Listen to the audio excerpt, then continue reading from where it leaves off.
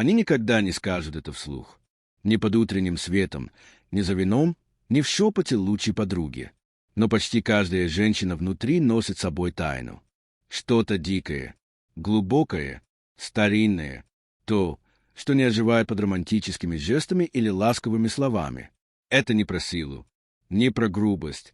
Это про молчаливую уверенность, про ту энергию, которая не требует внимания, а просто присутствует. Без слов, без усилий, без объяснений. В этом молчании ее тело откликается раньше ума. Она еще не осознала, а уже тянется. Эта сцена не украшена розами. Она живая, сырая, скрытая за броней силы, достижений, независимости.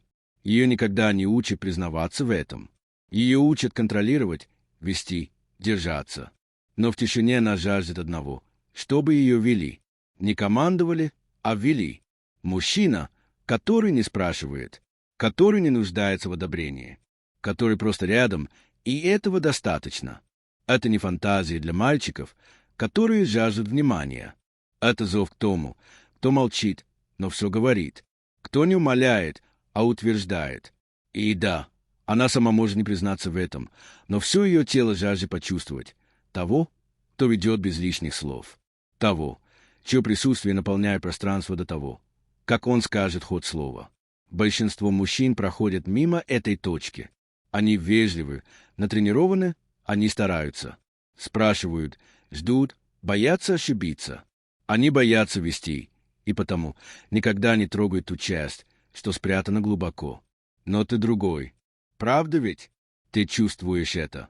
Ты замечаешь, когда она замирает не от страха, а от того, что ее увидели. Когда она склоняется ближе, неосознанно, инстинктивно.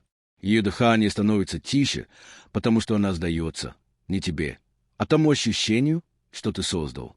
Она устала. Устала решать, вести, объяснять, как к ней прикоснуться. Она не хочет быть наставником. Она хочет чувствовать, что ты знаешь. Не потому, что ты властен, а потому, что ты уверен. Потому, что ты не торопишься. Потому, что ты даешь ей пространство быть собой, без щита. Она хочет, чтобы ты держал ее так, будто знал, что именно так ей нужно. Чтобы твои руки двигались с намерением, а не с просьбой. Чтобы твои глаза читали ее, а не просили подтверждения. Ты не должен быть громким, богатым, высокорослым. Все, что тебе нужно, это быть мужчиной с направлением, с внутренней осью, которая не шатается от взгляда. Твоя сила в тишине, в паузе, в неспешности, в знании, кто ты и зачем ты здесь. Женщина, которая целый день была сильной, хочет рядом быть мягкой, но только если ты действительно ведешь. Только если ты позволяешь ей чувствовать, а не анализировать.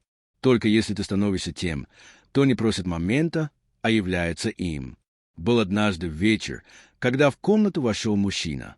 Тихий, неулыбчивый, неторопливый, но его заметили. Не потому, что он что-то сделал, а потому, чего он не делал.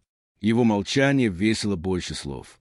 Он знал, кто он, и это чувствовалось.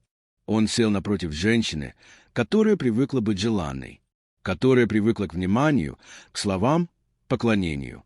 Но он не кланялся. Он смотрел. Он ждал. Он слушал. Когда она говорила, он не спешил отвечать. Он позволял ее словам лечь между ними. Давал им вес. И в нужный момент, не заранее, не с пафосом, он наклонился и сказал: «Ты говоришь так, будто ждешь, что тебя прервут». Она не обиделась. Она остановилась. Ее увидели. Не лицо, не тело, а ту самую часть, которую она обычно прячет. За маской, за смехом, за силой. И она потянулась ближе. Не по расчету, по инстинкту. Она хотела не фраз. Она хотела быть узнанной. И в ту ночь она позволила себе почувствовать. Не потому, что он что-то пообещал, а потому, что он просто был. Не рядом, а с ней.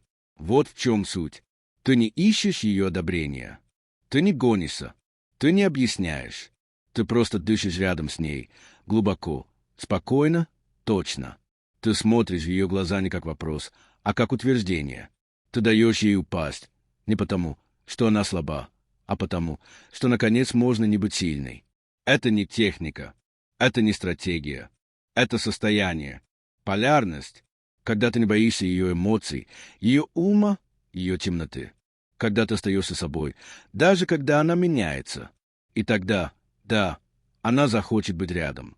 Не потому, что ты сказал что-то правильное, а потому, что ты стал тем, кого она ощущает всем телом, даже если не может объяснить почему.